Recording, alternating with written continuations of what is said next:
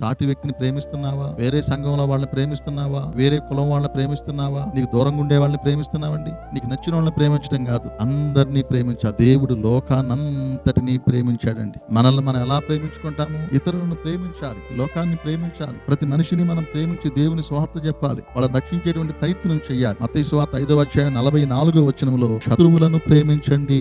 నువ్వులే నీ పొరుగువాడిని ప్రేమించాలి. శత్రువులనంటే నిన్ను ఇబ్బంది పెట్టేవాళ్ళు, నిన్ను బాధ పెట్టేవాళ్ళు, నిన్ను అవమానపరిచేవాళ్ళు, నీ మీద చెడుగా మాట్లాడేవాళ్ళు, ఇలాంటి వాళ్ళను కూడా నువ్వు ప్రేమించాలి. ప్రేమించగలవా? అలాంటి మనసు ఉందా? మనకి నచ్చిన వాళ్ళని మనం ప్రేమిస్తాం, మనకి ఇష్టమైన వాళ్ళని మనం ప్రేమిస్తాం. అది కాదండి భక్తి అంటే.